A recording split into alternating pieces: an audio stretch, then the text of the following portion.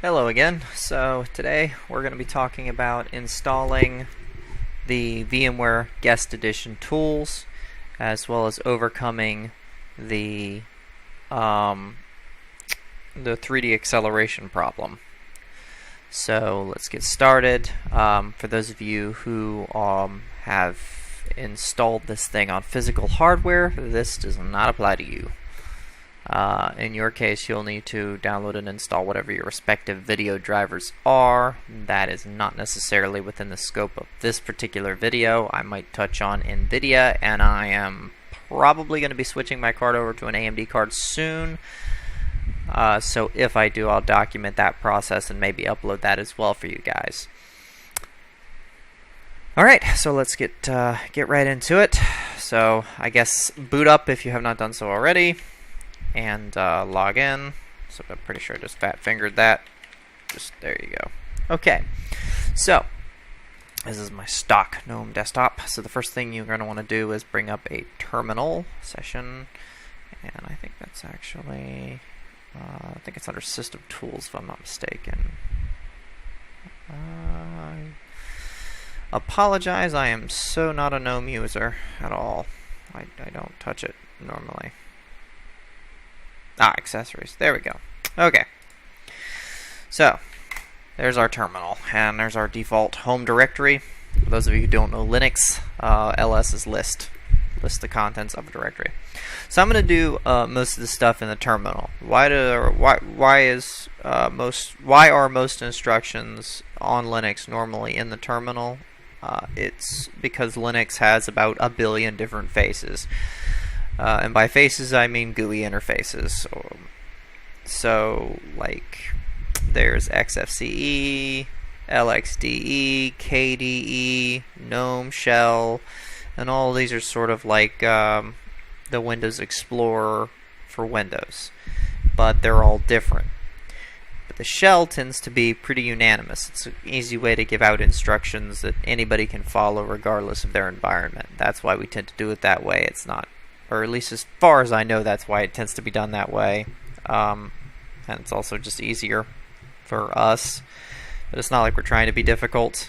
We're not trying to scare off new users or be elitist. It literally is just, your GUI can be very, very customized. It's very hard for me to figure out where your start menu is. If I tell you to go in the upper left for your start menu, it might not necessarily be there. And it might not be labeled Start. In my case, it's labeled Applications. In some cases, it's just an icon. You never know. So we do it in the terminal. And so much of this is going to be in the terminal. Hopefully, you're not afraid of that, whoever you might be, viewer. So we're going to start by first, let's mount our virtual driver installer here. So the first thing you want to do is click on Install VMware Tools in the VM menu at the top. And that should give you your CD-ROM as mounted. And there it is. So what we're going to do is we're going to change directory to where that is. That happens to mount to. And CD is change directory. It happens to mount to in media. And then if we ls, we should see CD-ROM in there. So if we CD into CD-ROM, we should see those files.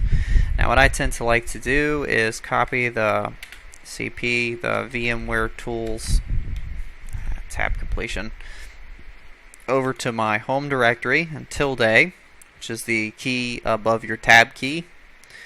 And that is a shortcut for the home directory. And that will copy that little tar file over.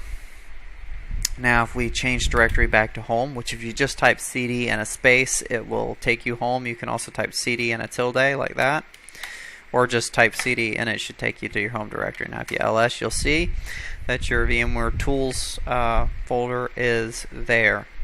Now typically with a VMware, or with any kind of a tar file or any zip file that you make, you want to make a subdirectory for it, in case it's what we call a tar bomb. A tar bomb is a file that just doesn't create a subdirectory of its own. It just extracts to where it's at, putting a bunch of junk files all over your home menu or whatever. So I don't believe this one is, I think this one actually does create its own subdirectory, but just in case, I'm going to go ahead and do it the right way just so I can show you that. So we're just going to create a directory, make directory mkdir, and we're going to move the VMware folder, or the tar, into the VMware folder we just created. So that should have, yep, there we are, VMware folder. And I should put that in there. So now we're going to untar this. The untar command will be tar xvfz. My apologies, tar is kind of convoluted and a bit, with all the different options you have to specify just to do one thing. Honestly, you're just going to have to use it enough to learn the different nuances of it. It's crazy. But it's not too bad once you get the hang of it. Anyway, to do a gzip, it's xvfz. X is extract, V is verbose, F is I don't remember, and Z is for the gzip part. And then enter, and you'll get your extracted files. And if we ls, you'll see that that did in fact create a subdirectory, so we didn't really need to create that directory we created with the mkdir command, but we did anyway. Okay, so now we have all the files that we want in place. The next thing we're going to need to do is make sure we have the Linux headers installed, and any other build tools that we need for this particular situation here, for this particular task, should I say. So, first thing we need to do is use our package manager, and I don't know that we have sudo set up on this machine, so let's check. Sudo.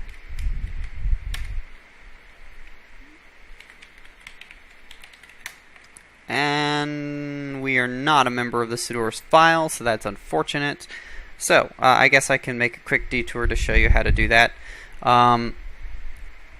Normally, what people do is they add themselves to the sudo file. That's sort of unnecessary. What you really should do is add yourself to the sudoers group, because the sudo group already has permission in the sudo file to use the command. Now, for those of you wondering what sudo is, if you're not a Linux initiate or whatever, if you're just starting with Linux, sudo is like saying run as administrator. That's basically what it is. It's super user and do. So it runs one command as an administrator. So what we're going to do is we're just going to add ourselves to the sudoer group by doing usermod and then -a and a capital G, just like that. Okay, and then you're going to type sudo and then your username. Oops, that's USR. Now, the reason this isn't working is because we are not root. So we need to say please here, basically. So we're going to use the su command to become root. So hopefully you remember that root password you set up from before. This will make us root, and now we can use, I believe it is usermod. Usermod, yeah, it's usermod -a and then G and then sudo and then test. And that will add the test user to the sudo group. Do not forget the A command. If you just do the G command, it will overwrite all the users groups and make him just a member of sudo, and that is not what you want. You want to append that. You can verify that you've added yourself correctly by typing groups and then the username. And you can see that the sudo group is now a part of that person's list of groups. So we can type exit, and we can test sudo by sudo and see if we now have permissions. Okay, now the reason why we don't have permissions is because we've assigned ourselves to the group, but those permissions have not taken effect because we're still logged into the system. So in order to get that to work, we need to log out and then simply log back in.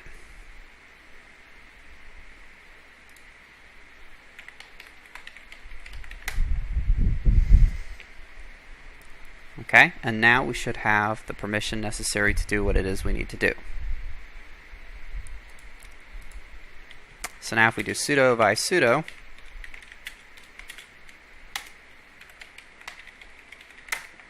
we now get our sudo file. You can see what a sudo file looks like, and here is where we've added permissions Well, this is where Debian has added permissions for us for the sudo group. Groups always start with the %sign there. And yeah, so that's how that works. And that's why when you add a user to the sudo group, they get sudo privileges. So at this point, we want to change directory back into our VMware directory and then back into our VMware subdirectory that our tar made. And now that we've done that, we can install a few dependencies that are required in order to build the scripts that it's going to need to build, the modules that it's going to need to build for our kernel. So we're just going to do sudo apt-get install and then linux-headers dash, and this is a cool little trick that will allow you to get the right headers for your kernel. If you do $ and then uname -r space -r and close it like that, it will install the headers for your specific kernel that you are currently running. And you'll see that it comes up with a whole bunch of little dependencies that it wants to install as well. You're just going to hit yes or just strike enter, because yes is capital, which means it's default. And now it's complaining about the CD-ROM, and the reason it's complaining about that is we just need to comment it out in the in your package manager's sources list file. So what we're going to do is we're just going to do sudo and then vi, or actually let's stick with nano for the novices in the world. And the file we're looking for is in etc, and then apt, and then sudo, or not sudo, sources.list, just like that. And all you're going to do is you're going to come down here and you see that little line where it says CD-ROM. What you're going to do is just put a hash or a sharp or pound symbol, whatever you want to call it, in or on that line, and it should change color to blue if you're using nano. And then you're going to use control and X to exit. That's what that little caret means, is control. And then you're going to hit yes here, and then you're going to hit enter. If it complains that you do not have permissions to write the file, it is because you did not say please use sudo, sudo, sudo nano, and then you will be able to write the file. At this point, you're going to do sudo apt-get update to update the new sources file, and that should be relatively quick. And then at this point, you will re-enter your command to install your headers, and if you just use the up arrow key, you'll be able to cycle through previous commands like I just did, and then use the Y key to install those files. Now I'm going to pause the video during the installation. Okay, and we're back. So at this point, we have our headers. Let's go ahead and get GCC and make. Those are two extra packages we will need. So apt-get install, just like so, and then make, just like that. And then if we also add GCC, that's make space GCC to the end of the list, or you can do GCC space make. It doesn't really matter. The order's kind of irrelevant. This part of the command right here is the only bit that matters order-wise. The following, make, GCC, anything after install can be in any order. And then just strike enter. And apparently I did not put a space. There we go. Okay. So at this point, it's going to pull down some more dependencies for those two packages as well, and they should install. Now, for those of you just tuning in who missed the first video, we did a completely fresh installation of this operating system. This is like out of the box, and it's the default Debian, complete vanilla, no changes made, no customizations. Okay, so at this point we are ready to install our drivers. So let's see, we have this VMware install.pl list file here. Now PL is a Perl file, so we're gonna do Perl and then VM VMware install.pl, and if you've done that correctly, tab completion should work. Just hit VM and then tab, and it should complete it for you, so you don't have to type everything in. If you strike enter, it'll tell us we need to say please, so sudo, and then it'll ask you a bunch of questions. At this point, you're just going to take the default. So you want to install the binary files in user bin. The init directories are in etc. That's correct. The directory that contains the init scripts is etc initd. That is correct. The directory for the daemon files, that's sbin. That's right. You want to install the library files in user lib. Yep. The path to VMware tools does not currently exist. Yes, we do want to create it. And we want to install the documentation and user share doc. That's correct. Yes, we want to create the VMware directory. Before running it for the first time, you need to configure it. Yes, we do want to do that.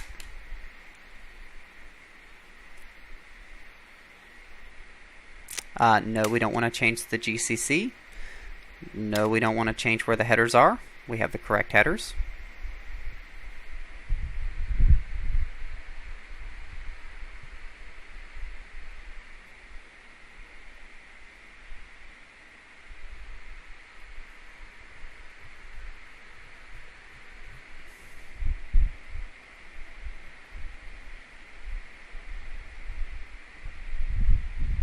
Okay, so the VMware host guest file system allows for shared folders. I'm going to go ahead and enable that feature. You can choose what you would like to do, but personally it doesn't matter. I just want to give you a complete sort of, this is with everything working kind of, no special selections kind of setup, so that anybody can come in here and make this work. Okay, dragging and copying files. Yeah, we're going to go ahead and let that happen. And no, we do not want the automatic kernel modules. So basically, we're just going to take every default answer that anything has asked us. If you have your kernel headers installed correctly, and you have GCC and make installed correctly, then nothing should go wrong, and everything default should apply to you just fine. So at this point, your header or your setup is now installed. Okay, so here is what you can do if you want to manually start your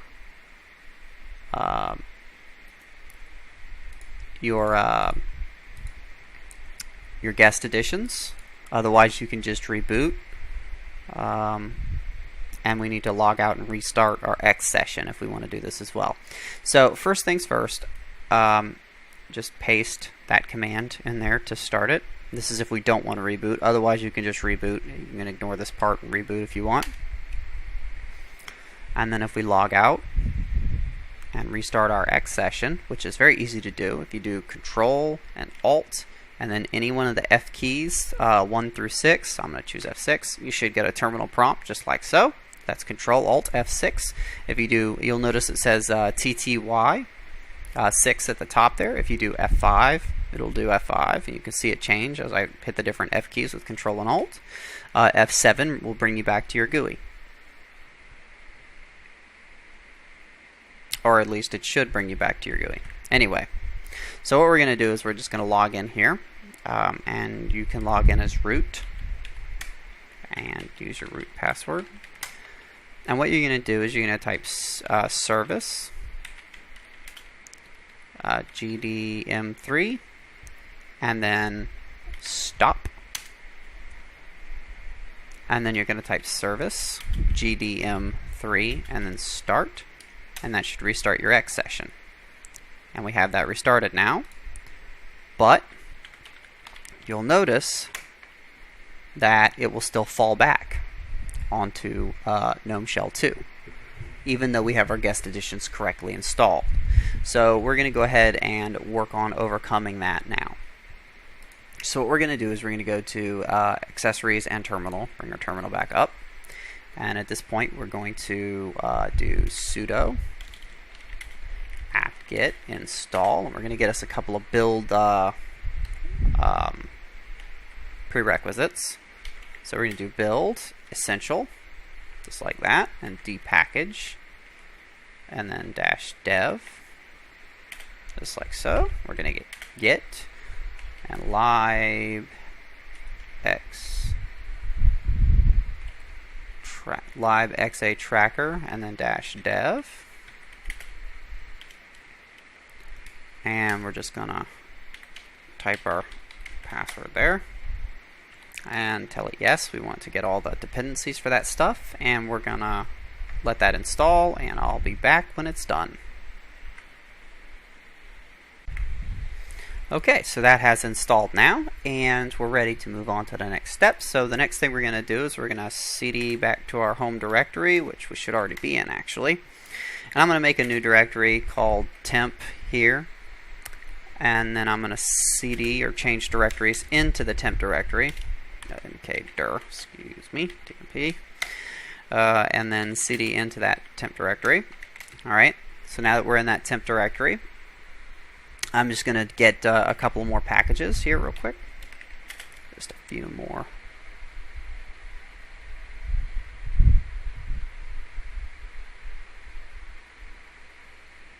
Sudo apt-get. And we're just going to grab the build dependencies for xserver-xorg video VMware.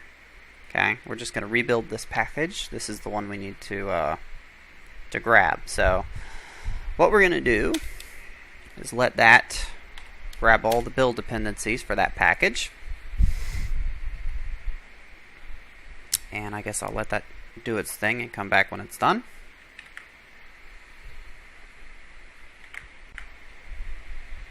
Okay, so at this point we're going to grab the apt-get source code for xserver-xorg video VMware, just like that.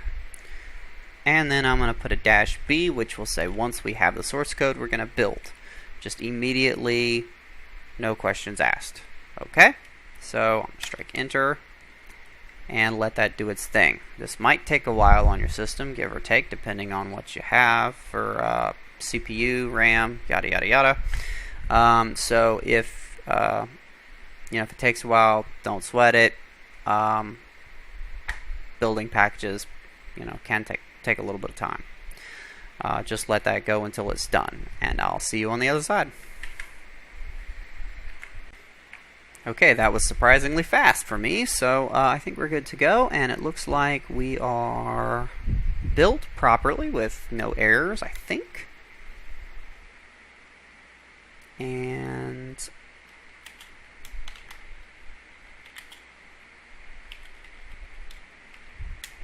oh yeah, there we go. Okay, so the file we need is right here. That is our build package, and we're just going to install that manually with dpkg-i, and then the deb file, and there it is. So we're just going to, we need to say please. Don't ever forget to say please. Apparently that's okay. That looks good. So now we're just going to restart our GNOME shell one more time. So let's go back over to F6, and we'll just reissue our command to stop the service, and then we'll reissue our command to start it. We may actually need to reboot for this, so let me test it and see if we do or not. Yeah, it looks like we're going to actually need to reboot, so let's go ahead and do that. I believe that's over here. Go to shutdown and then restart.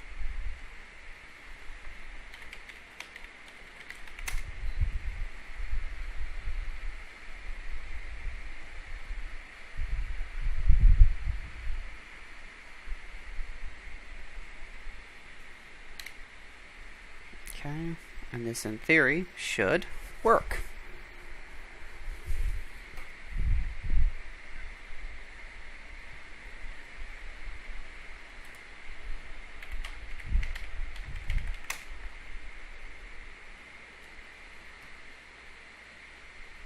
And it did not.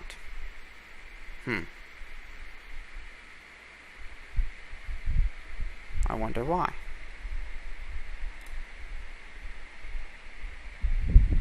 Let's head into our terminal.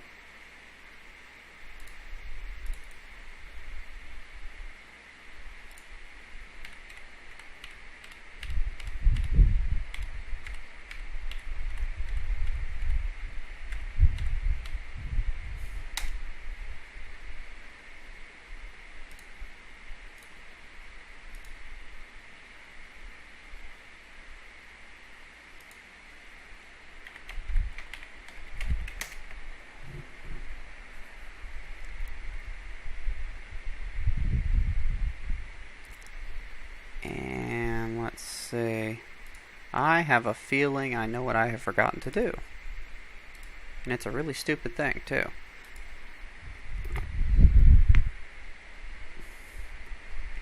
Let's shut down our virtual machine really quick. And then we'll go to Edit Virtual Machine Settings. And we'll go to... where's it at? Display, Accelerate 3D Graphics. Save that. And then boot the operating system back up. And I'd put money on it, that's what it was.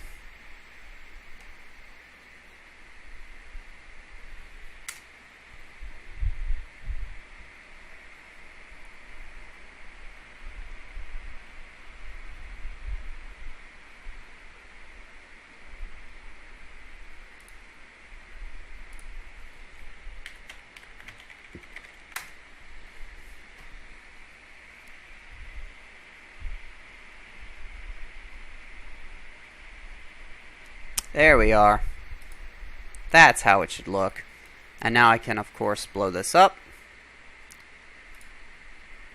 And we should get the full screen desktop that we want. And there we have it. Virtual machine running with effects fully enabled. And just to show you, well, this doesn't really have any VMware or any like fancy comp as effects that I can really show off or anything on it. It's just kind of, you know, the pretty GNOME shell desktop or whatever that I don't really use or care for. But yeah, so that's it. That's how it's done. It's complete. It's good. It works. And it's not too bad. Not too bad at all. And I wonder if I can bring up my KDE one to show you, because that's got some effects on it, so you can actually see that those do work in the KDE.